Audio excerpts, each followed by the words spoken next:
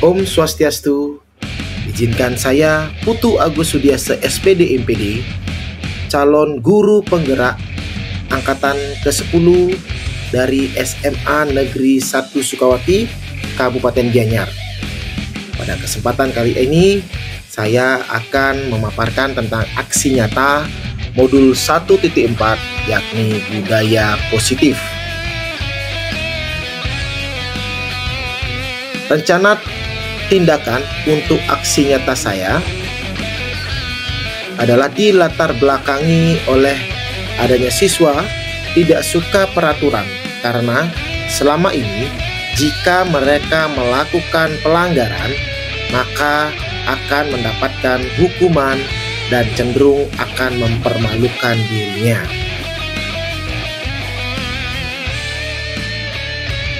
Di mana aksi nyata yang saya susun ini memiliki tujuan diantaranya menciptakan murid yang merdeka dan disiplin yang kuat. Berikutnya, menumbuhkan budaya positif di sekolah dengan meyakini nilai-nilai kebajikan yang universal. Tolak ukur. Adapun tolak ukur yang pertama adalah terbentuknya keyakinan kelas melalui kegiatan kesepakatan kelas yang dilakukan wali kelas dan siswa. Tolak ukur yang berikutnya adalah siswa mampu menerapkan dan menjalankan keyakinan kelas yang telah dibuat.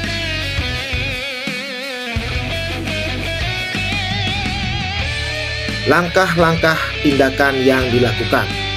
Adapun langkah-langkah yang saya lakukan di antaranya menghadap kepala sekolah untuk meminta izin mendesiminasikan pemahaman materi budaya positif bersama rekan-rekan guru. Kemudian mengumpulkan rekan guru untuk melakukan desiminasi pemahaman materi budaya positif tentang keyakinan kelas dan segitiga restitusi. Selanjutnya adalah saya melakukan atau membuat keyakinan kelas dan memantau atau merefleksikan dan mengevaluasi keyakinan kelas yang telah dibuat. Dukungan yang dibutuhkan. Dukungan dari kepala sekolah, rekan sejawat, dan siswa agar tindakan yang telah disusun dapat berjalan dengan lancar dan menyeluruh. Dukungan yang saya butuhkan selanjutnya adalah sarana dan prasarana yang mendukung untuk menumbuhkan budaya positif di lingkungan sekolah. Dan dukungan yang selanjutnya adalah orang tua dalam melakukan budaya positif di rumah.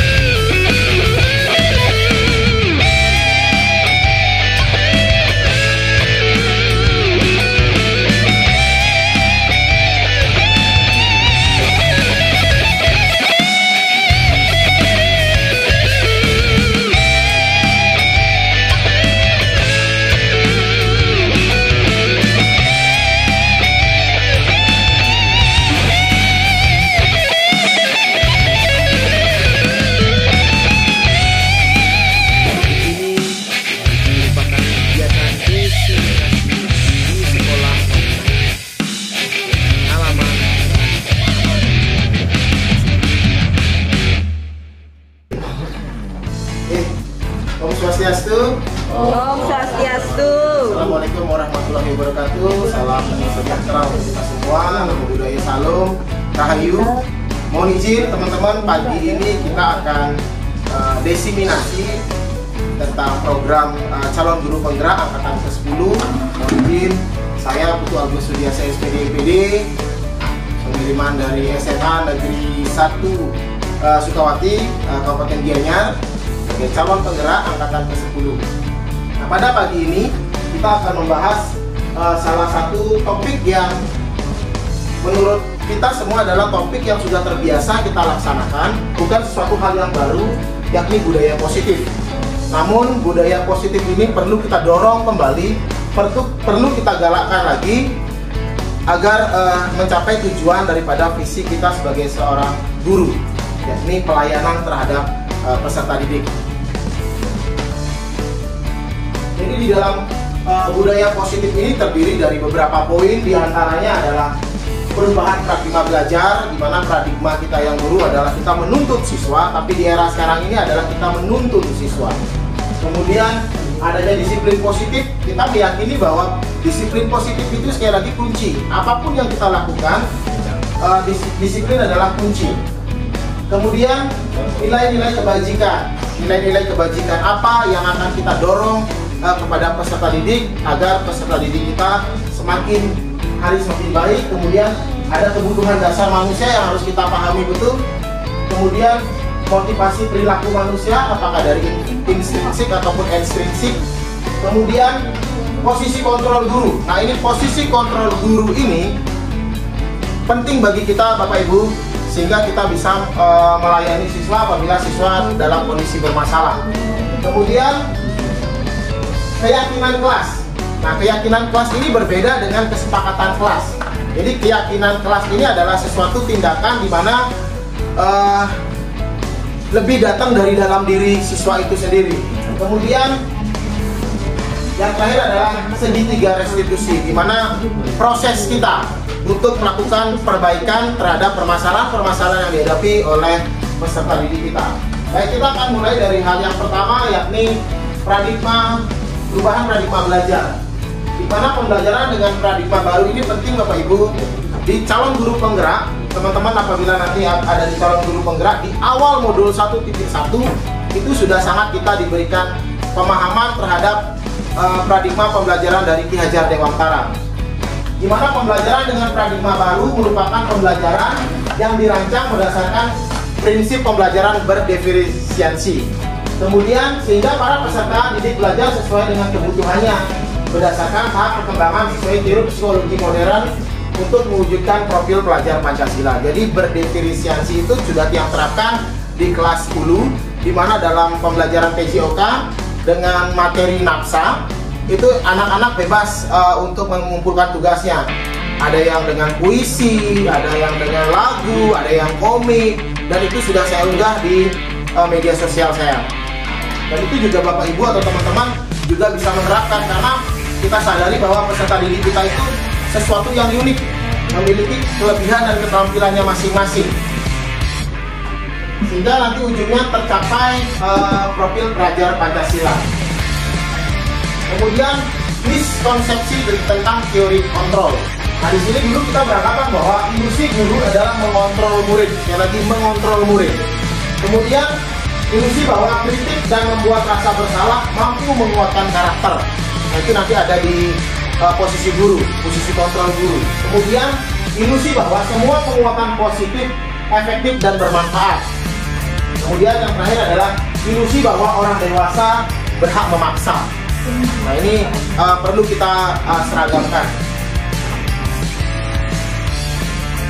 Kemudian mengubah paradigma simulasi respon ke pendekatan teori kontrol, jadi sangat luar biasa, di mana realitas kebutuhan kita sama itu berubah menjadi realitas kebutuhan kita itu berbeda.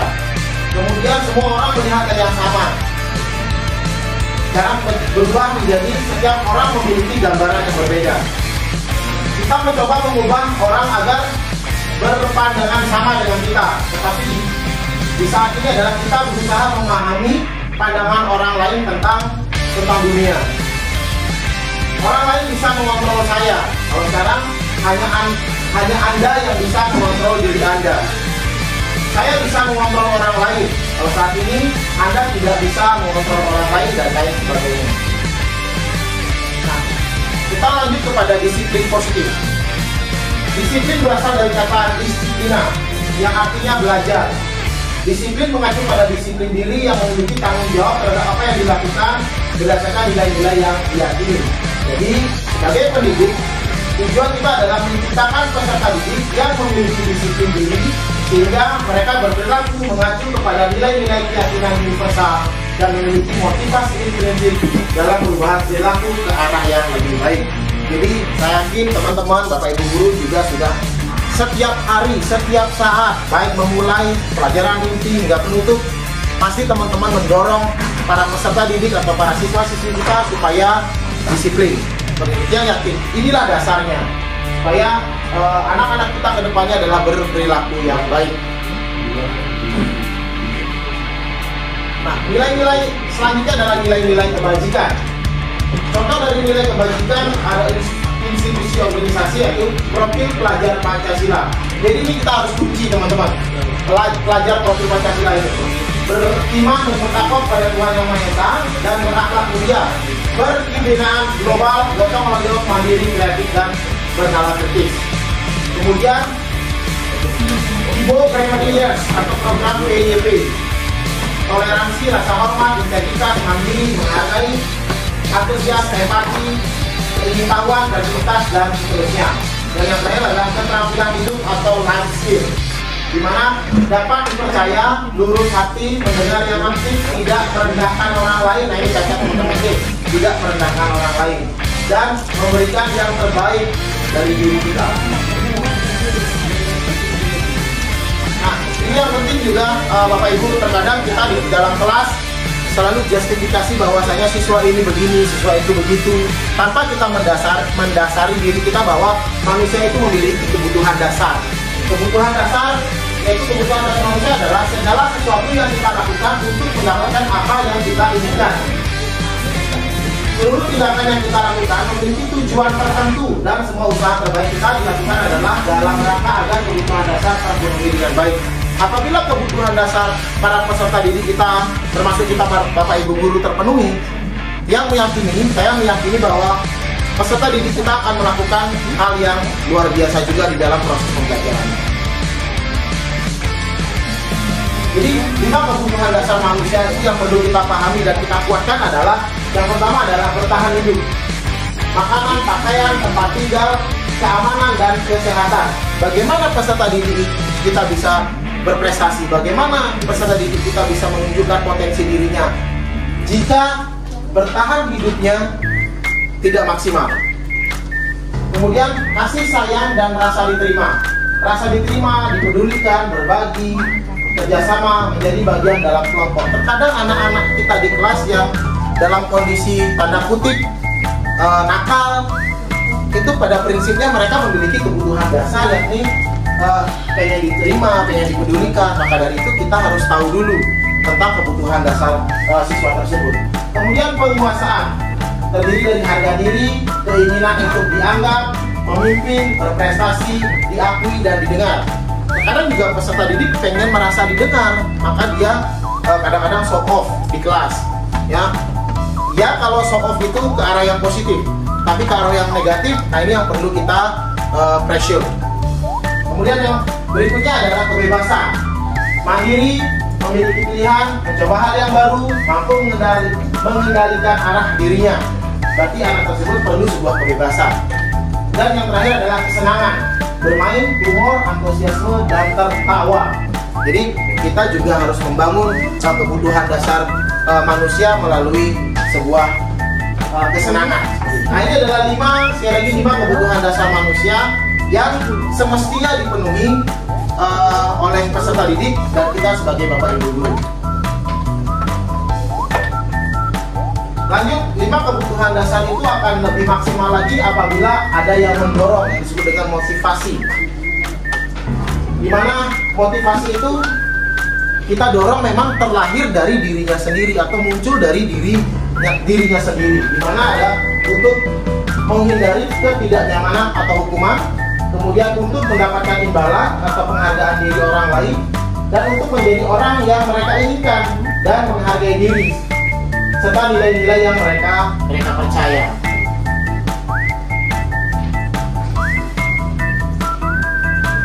Di sini ada beberapa hal yang sering sekali kita lakukan ketika tanda kutip anak-anak kita melakukan sebuah kesalahan. Yang pertama adalah hukuman. Nah, ini selalu sering kita sampaikan di kelas. Jadi hukuman itu adalah tidak terencana dan tiba-tiba. Murid tidak tahu apa yang akan terjadi atau tidak dilibatkan. Bersifat satu arah dan berupa hukuman fisik atau psikis. Sehingga konsekuensi yang terjadi dari hal itu adalah harus terencana, disepakati. Murid tetap dibuat tidak nyaman. Sikap guru selalu memonitor murid. Sedangkan restitusinya adalah proses menciptakan kondisi bagi murid untuk memperbaiki kesalahan, dan proses kolaborasi yang mengajarkan murid untuk mencari solusinya sendiri.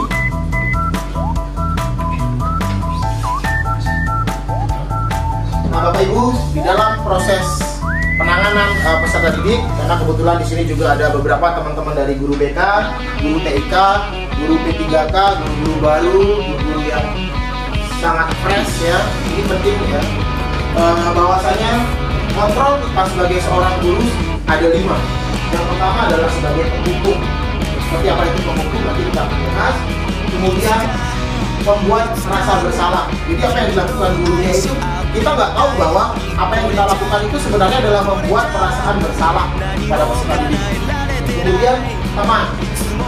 Nah, ini kadang juga menjadi teman ini juga ada efek yang ditimbulkan, nanti kita akan bahas. Kemudian sebagai pemantau ini berbasis data. Kemudian sebagai manajer, harapannya nanti akan sebagai manajer. Nah, di sini ada beberapa contoh ya, contoh penerapan 5 posisi kontrol guru.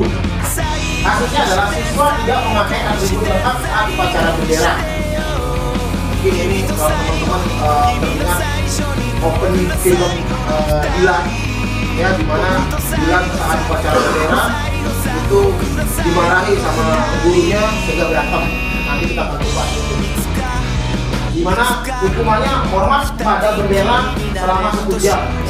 Ini hukum kontrol status sebagai hukum. Kemudian berapa kali Bapak harus memberitahu kamu selalu saja mengecewakan Bapak. Ini kata-kata yang tanpa kita sadari kita juga sering mengucapkannya ya, sehingga apa yang terjadi, siswa itu merasa bersalah ya, siswa itu merasa bersalah akan apa yang dia lakukan.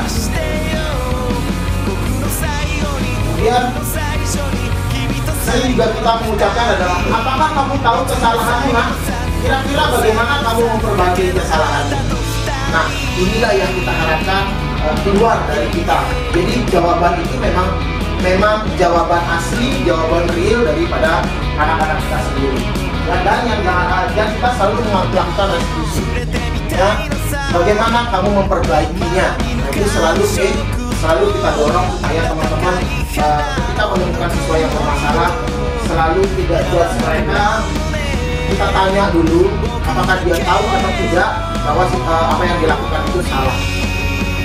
Saya pernah menemukan 2 kasus teman-teman di Tison kelas E5, dimana Tison itu rambutnya agak panjang. Itu ternyata setelah saya tanya apakah Tison tahu, jawabannya tidak tahu. Ya, begitu saya melakukan restitusi, saya suruh baca peraturan yang ada di kelas, baru dia menyadarinya. Termasuk E7, nah ini juga ada wali kelasnya. E7 itu adalah kelas yang spesial, ya. Itu banyak juga siswa yang tidak, tanda kutip, tidak mengetahui. Maka dari itu kita wajib untuk mendorong mereka agar mereka tahu, dan pertanyaan kuncinya adalah bagaimana cara mereka memperbaikinya. Nah, di sini ada beberapa pertanyaan-pertanyaan atau kasus, nanti kita akan bahas. Kita posisi kontrolnya ada di mana. Saya kecewa sekali dengan kamu. Kemudian kamu tidak pernah benar melakukannya. Ini pelajaran matematiknya. Gimana kok sulit ya kan? ini kan sih bisa gitu kan. Ini kan soalnya mudah, nah, seperti itu. Tapi tetap juga tidak bisa. Apa rencana kamu untuk menyelesaikan masalah ini? Nah, ini udah mulai ke arah yang lebih baik ya. Nah, ini juga, ayolah lakukan demi Bapak ya. Ini kayak friendly banget gitu kan. Tapi dorongannya nanti negatifnya ketika kita tidak ada, mereka tidak memiliki keyakinan. Kemudian kamu tidak pernah mendapatkan nilai jika tidak mengerjakan tugas. Juga sering misalkan ancaman. Nah, ini ya, ini model kayak ancaman. Kemudian keyakinan kelas. Mengapa keyakinan kelas? Mengapa bukan peraturan kelas? Ini pertanyaan tadi di awal Pak Wahyu ya. Jadi Pak Wahyu menanyakan sejak kapan ada keyakinan di dalam kelas?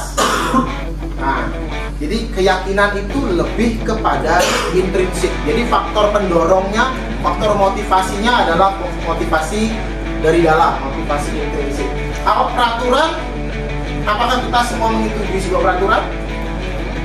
Saya rasa tidak. Tadi case di jalan raya kita menemukan ada rahasia. Apakah kita setuju ada rahasia? Sedangkan waktu kerja kita sudah mepet. Itu hal-hal yang perlu kita cerna dengan baik. Jadi pembentukan keyakinan kelas. Nanti teman-teman di tahun ajaran baru, Bapak Ibu guru P3K dan Bapak Ibu guru semuanya, buatlah keyakinan kelas dulu, ya, sehingga mereka memiliki kelas impian mereka. Setelah mereka memiliki kelas impian, baru kita akan menekankan kepada keyakinan-keyakinannya, di mana itu bersifat abstrak, berupa pernyataan universal, dibuat dalam pernyataan positif, sedikit saja agar pengguna dirinya sesuai dengan kondisi kelas dan sekolah, sehingga mudah diterapkan. Semua warga sekolah atau warga kelas dilibatkan saat membuat keyakinan kelas. Ya, jadi teman-teman bisa menyiapkan kertas post-it. Nanti ini dibagikan. Ini terdiri dari 5 warna. Ya, jadi berbeda warna untuk genre dan berbeda warna untuk keyakinan dan kelas impian. Ya, jadi teman-teman bisa memaksimalkan kertas ini untuk membuat sebuah keyakinan kelas. Nah, setelah kita mengamati kejadian-kejadian yang di kelas, kita sering sekali menjudge anak kita itu, kamu salah, kamu begini, kamu begitu, tanpa kita melakukan sebuah proses yang disebut dengan segitiga restitusi. Jadi segitiga restitusi itu adalah suatu proses dialog yang dijalankan oleh guru agar dapat menghasilkan murid yang mandiri dan bertanggung jawab. Ini ilmunya guru BK. Sedikit-sedikit karena kebetulan saya ada di kesiswaan, jadi sering juga menangani siswa bermasalah dan bekerja sama dengan teman-teman di guru BK yang luar biasa. Dimana di dalam melakukan sebuah studi kasus, hal yang harus kita lakukan adalah menstabilkan identitas, kemudian menanyakan keyakinan, dan validasi tindakan yang salah. Jadi ada 3 langkah atau 3 tahap kita ketika menghadapi permasalahan siswa. Menstabilkan identitas berdasarkan prinsip membuat kesalahan adalah bagian dari proses pembelajaran. Sekali lagi, membuat kesalahan itu adalah proses pembelajaran. Setiap manusia semua pasti pernah melakukan kesalahan dan kita akan jadikan sebuah pembelajaran. Berbuat salah itu wajar. Tidak ada manusia yang sempurna. Bapak juga pernah melakukan itu. Bapak tidak mau mencari siapa yang salah, tapi Bapak ingin mencari solusi dari permasalahan ini. Kamu berhak merasa begitu. Jadi ini pertanyaan-pertanyaan awal yang bisa kita lakukan untuk menstabilkan identitas. Jadi si anak itu merasa, oh, masalah ini harus kita diskusikan, seperti itu. Kemudian selanjutnya adalah validasi tindakan yang salah. Berdasarkan prinsip setiap perilaku berupaya memenuhi suatu kebutuhan tertentu. Kamu pasti punya alasan mengapa melakukan hal tersebut. Padahal kamu bisa melakukan yang lebih buruk dari ini. Kamu patut bangga karena telah melindungi sesuatu yang penting buat diri kamu. Kamu melakukan karena mempertahankan sesuatu yang penting bagi kamu. Nah, ini pertanyaan-pertanyaan yang bisa kita lontarkan kepada peserta didik ketika menghadapi sebuah kasus dalam segitiga restitusi pada bagian validasi tindakan yang salah. Dan yang terakhir dari segitiga restitusi adalah menanyakan sebuah keyakinan. Berdasarkan prinsip dari teori kontrol bahwa pada dasarnya kita termotivasi secara intrinsik atau secara dari dalam. Apa keyakinan kelas kita? Jadi menanyakan keyakinan yang sudah kita bentuk, yang sudah kita bangun. Jadi keyakinan itu dibentuk oleh seluruh masyarakat sekolah. Kemudian nilai-nilai apa yang telah disepakati bersama? Seperti apa gambaran sebuah kelas yang ideal menurut kamu? Kamu ingin menjadi orang yang seperti apa? Nah, ini adalah bagian pertanyaan-pertanyaan yang bisa kita lontarkan ke peserta didik sehingga peserta didik mampu menjawab pertanyaan-pertanyaan kita itu memang dari dirinya berdasarkan keyakinan yang telah dibangun dan telah dibentuk. Nah, di sini adalah saya sudah membuat contoh video dari penerapan segitiga restitusi. Jadi bisa teman-teman jadikan panduan, atau mungkin teman-teman ketika menemukan kasus mungkin ini bisa menjadi contoh.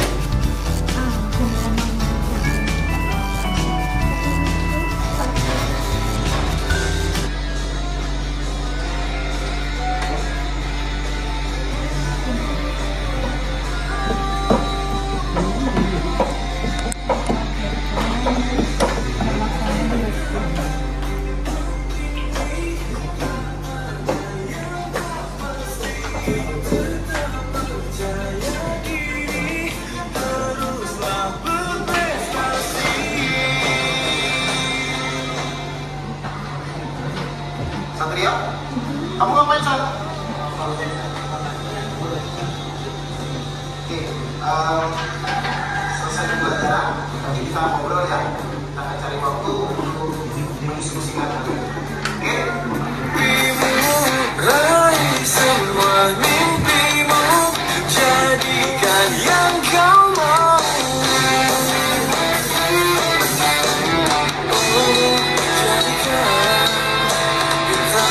Semakin bersinar, tunjukkan dirimu, jadi bintang masa depan. Swastiastu. Selamat pagi, Nanda, Chandra, dan Sinan. Gimana hari ini? Kita kayak gini. Takutnya apa yang Bapak sampaikan kalau tidak dengar ada dengan jelas, ya. Makanya ini bisa lebih jelas apa yang Bapak sampaikan.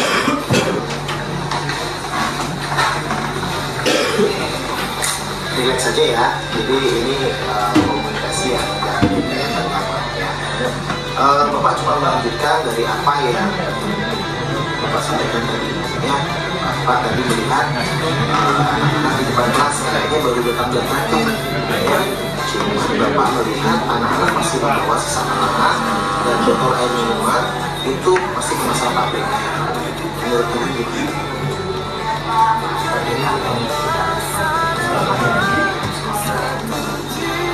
Itu kalian tahu bahwa ada sebuah kesepakatan di sekolah. Tapi kalian tahu kesepakatan itu seperti apa? Tahu kita harus mengembalikan sampah dari belajar kita itu kembali ke tempat kita belajar. Lalu kita memakan di dalam tempat makanan gula dengan air, jangan dimasukkan ke dalam tumbler sama ada itu bagus ya. Mengetahui teknis ya, teknis bagaimana pengelolaan sampah di sekolah kita. Terus menurut anak-anak apa kesepakatan atau regulasi ini?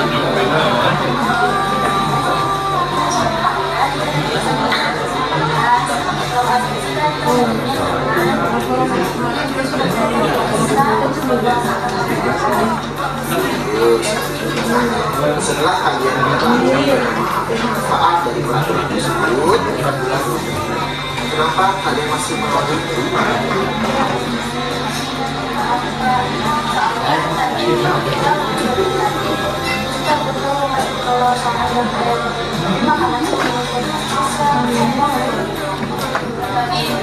Selanjutnya ini kalau masih ada makanan yang bisa kita buat ambil sama makan di rumah dan Kalian ya sudah mengetahui regulasinya, kalian sudah mengetahui apa yang kalian buat. Bapak yakin kalian pasti bisa memperbaikinya karena kalian baik di sekolah ini. Ya, dan kalian tidak akan apa yang kita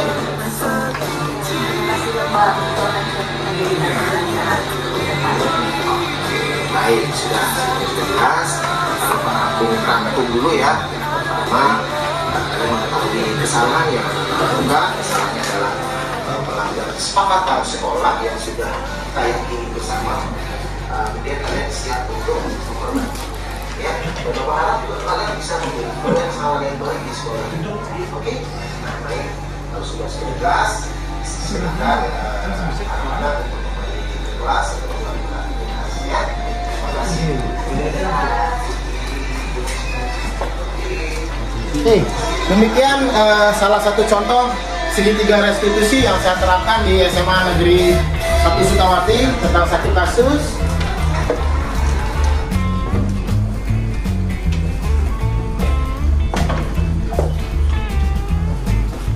Oke, jadi dengan kita mempelajari budaya-budaya positif yang ada di proses pembelajaran, harapannya bahwasanya dalam penerapan program disiplin positif, hendaknya guru memiliki standar kepribadian, profesional dan sosial yang baik, di mana guru mampu merefleksi dirinya dalam posisi kontrol saat ini.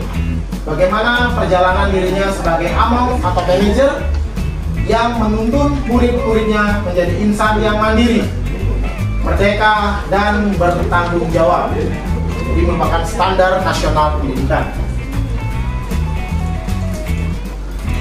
Akhir kata, saya aturkan Om Santi Santi Om. Wassalamualaikum warahmatullahi wabarakatuh. Salam sejahtera untuk kita semua. Namo Buddhaya Salam Rahayu.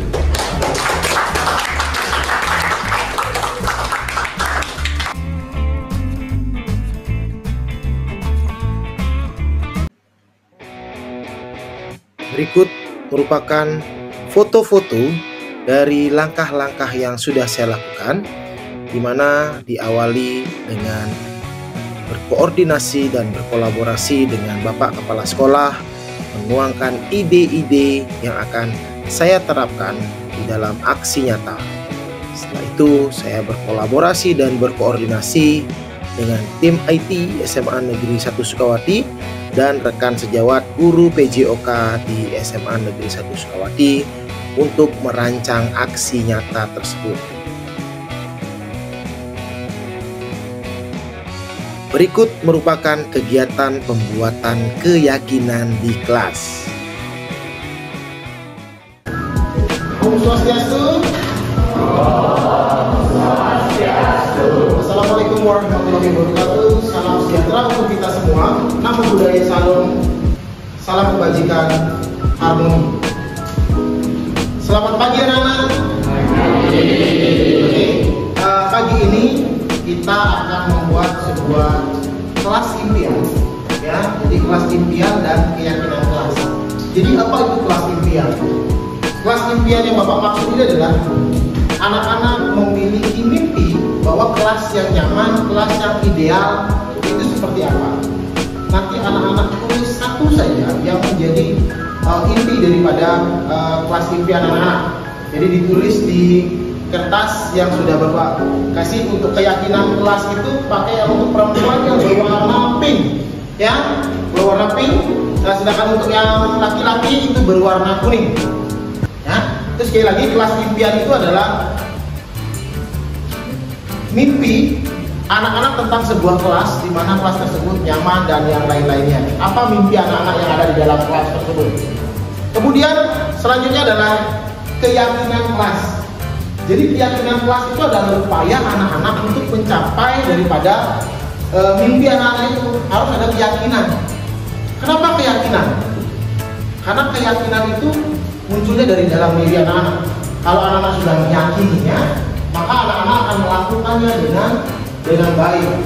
Seperti apa yang sudah dilakukan oleh sekolah, di mana keyakinan sekolah kita salah satunya sekarang adalah pengelolaan sampah berbasis sumber. Ya, berat memang, tetapi kita harus melakukannya. Kita harus berproses. Kita harus terus mengingatkan anak-anak. Anak-anak terus meyakini itu merupakan suatu tindakan yang baik. Nah, oke. Kemudian untuk yang keyakinan kelas, untuk yang perempuan itu berwarna hijau dan yang laki-laki berwarna peach. Nah, seperti itu. Silakan anak-anak untuk menulis dulu kelas impian dan keyakinan kelas anak-anak. Silakan.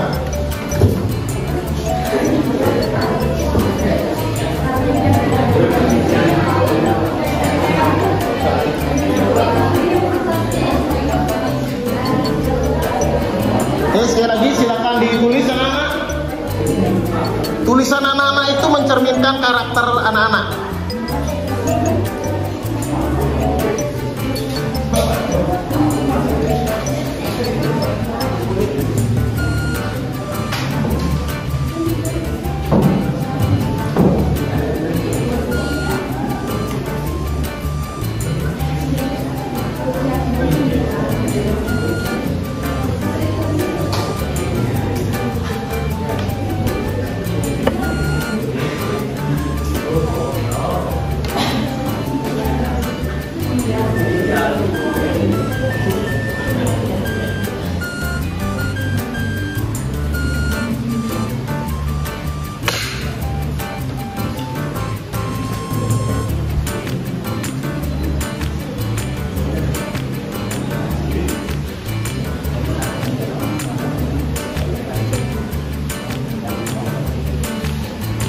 Keyakinan kelas yang anak-anak buat dan kelas impian itu harus benar-benar dari diri anak-anak. Untuk yang sudah selesai menulis, boleh ditempel di papan yang sudah disediakan.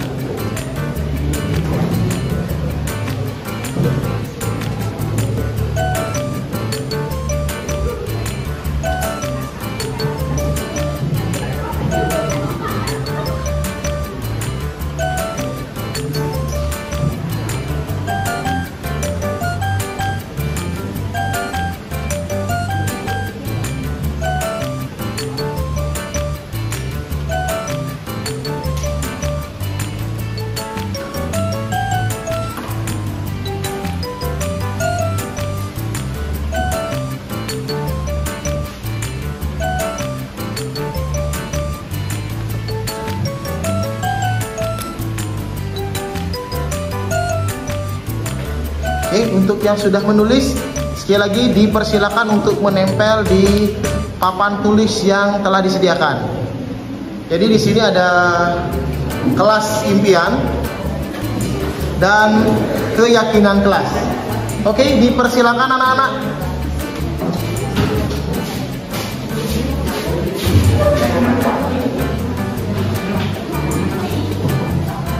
Oke, lebih di tengah lagi ditulisnya, ditempelnya.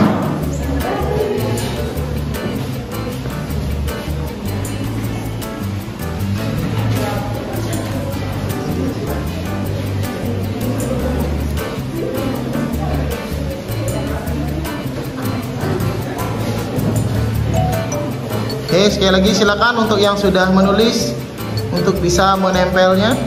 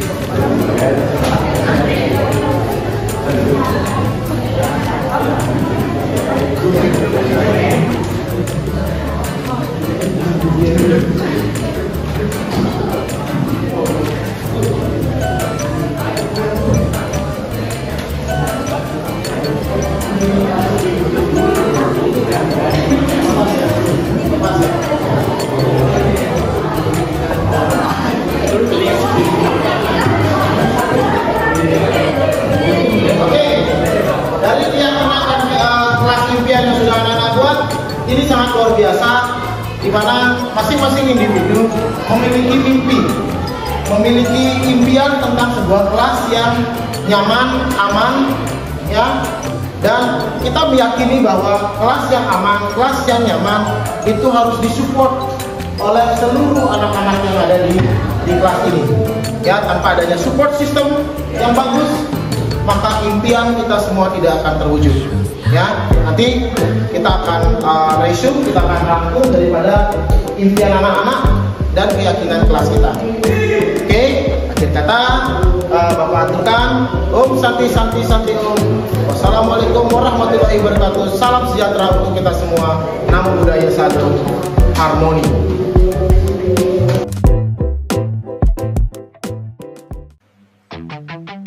Berikut adalah hasil keyakinan kelas yang dibuat oleh siswa.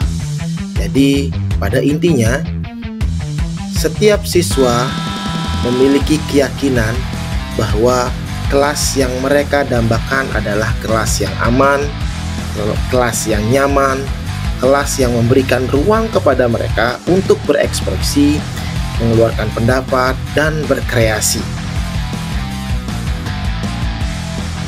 Ini adalah foto-foto hasil keyakinan kelas di mana anak-anak menempel tulisan-tulisan yang asli dari dalam dirinya itu dituangkan dalam kelas impian dan keyakinan kelas. Di mana membantu siswa menyelesaikan masalah dengan segitiga restitusi sehingga menimbulkan budaya yang positif bagi siswa dalam menyelesaikan sebuah masalah.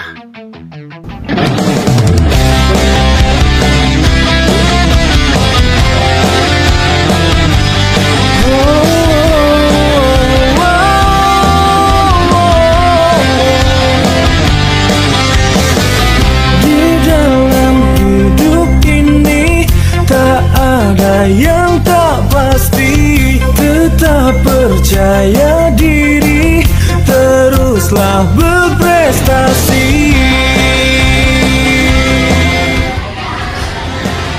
Satria, kamu ngapain, Sat? Oke, selesai pembelajaran, nanti kita ngobrol ya. Kita akan cari waktu untuk mendiskusikan hal ini. Oke? Mimpimu, raih semua mimpimu, jadikan yang kau mau. Oh, jadikan bintang semakin bersinar, tunjukkan dirimu untuk jadi bintang masa depan. Satu cinta. Swastiastu. Selamat pagi Nanda, Chandra, dan Sada. Gimana hari ini? Nah, komunikasi kita kayaknya berjalan nih. Takutnya apa yang Bapak sampaikan tidak dengar kalian dengan jelas, ya. Maka dari itu yuk geser ke sini supaya lebih jelas apa yang Bapak sampaikan.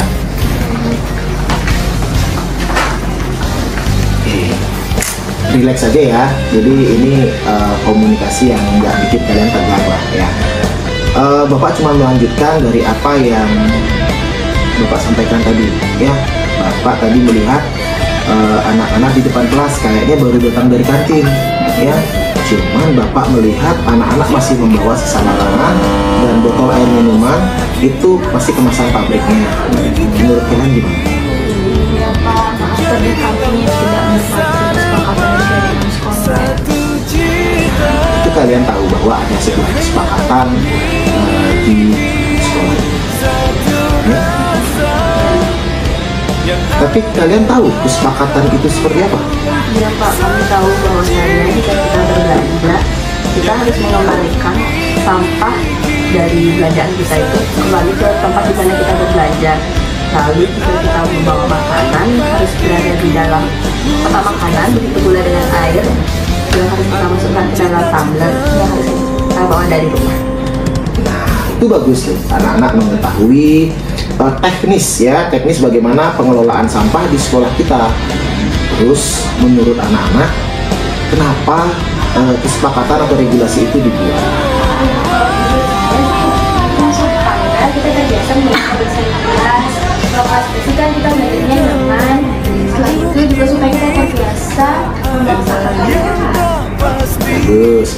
Nah, setelah kalian mengetahui dan memahami manfaat dari peraturan tersebut, kenapa kalian masih melanggarnya? maaf Pak. Soalnya tadi tuh kita udah dari kantin. Kita buru-buru masih keluar soalnya buat bayar. Tapi makanan sama minum kita itu masih sisa. Sayang banget kalau gitu. Tapi kalau untuk selanjutnya kita jadi kalau masih ada makanan tapi minuman yang masih sisa nanti kita bawa tumbler sama makan di rumah biar bisa dimasukin. Bapak percaya kok sama kalian ya. Kalian sudah mengetahui regulasinya, kalian sudah mengetahui apa yang kalian buat, dan Bapak yakin tuh kalian pasti bisa memperbaikinya karena kalian anak-anak yang baik di sekolah ini ya, dan kalian tidak akan mengulanginya. Bapak yakin itu. Terima kasih ya Pak, itu akan kita jadikan pembelajaran untuk ke depan. Baik, sudah jelas. Bapak rangkum dulu ya. Yang pertama, kalian mengetahui kesalahan yang dilakukan. Kesalahannya adalah melanggar kesepakatan sekolah yang sudah kita yakini bersama. Kemudian kalian siap untuk memperbaikinya ya. Dan Bapak harap juga kalian bisa menginfluence hal yang baik di sekolah ini. Oke? Nah, baik. Kalau sudah jelas, silakan anak-anak untuk kembali ke kelas, untuk kembali beraktivitas ya. Terima kasih. Oke.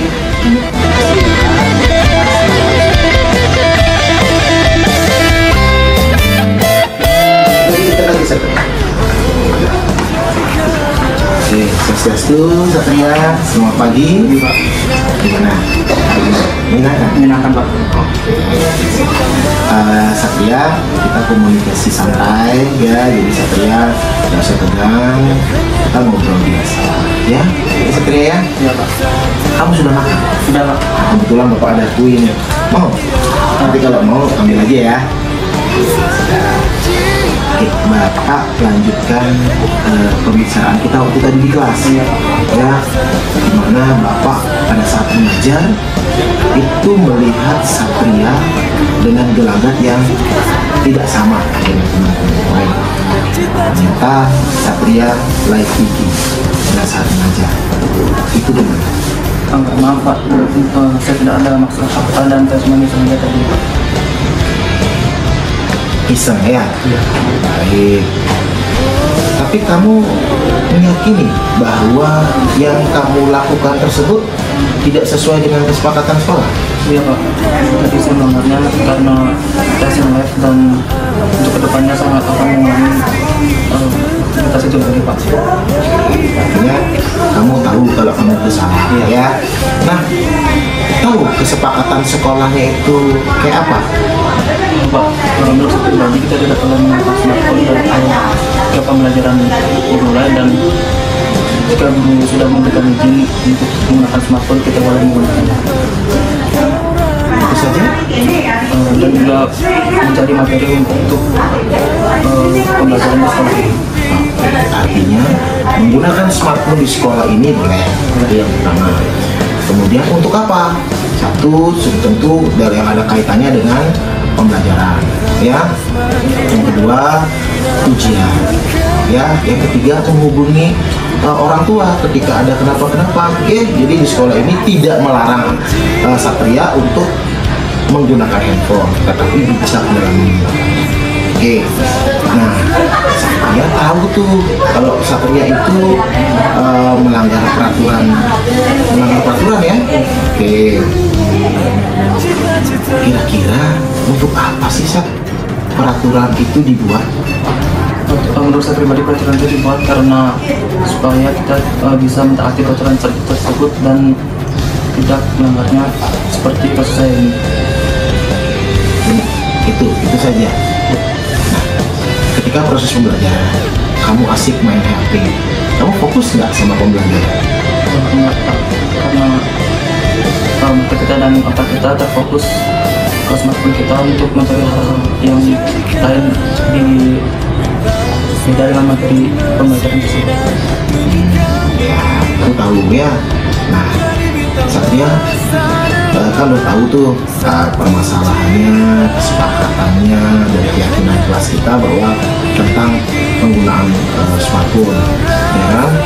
Apalagi nanti khawatirnya Bapak miskonsep, ya. Jadi apa yang ditanggapi oleh yang melihat ibunya Satria itu nanti penanggapannya berbeda saat dengan aslinya. Oh, kok di SMA 1 Sukawati pada saat belajar live IG berarti bebas dong di sekolah itu. Berarti gurunya nggak mengawasi dengan baik dong. Jadi ada hal-hal negatif yang bisa muncul di sana, gitu ya. Nah, menurut Satria bakal mengulangi lagi nggak? Dan kedepannya saya akan membuat konten atau video di luar pembelajaran tersebut dan live di luar jam pelajaran sekolah. Nah itu ya, jadi di sekolah ini tuh banyak konten kreator ya, tapi tanpa harus di pada saat jam pelajaran ya.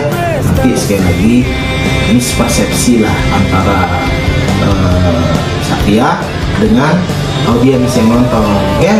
Nah ya sudah, menurut Bapak Satria sudah mengetahui apa yang Satria lakukan. Kemudian Satria sudah tahu pelanggaran terhadap kesepakatan sekolah, dan Satria tadi bilang bahwa ketika akan live IG di sekolah setelah atau tidak pada saatnya.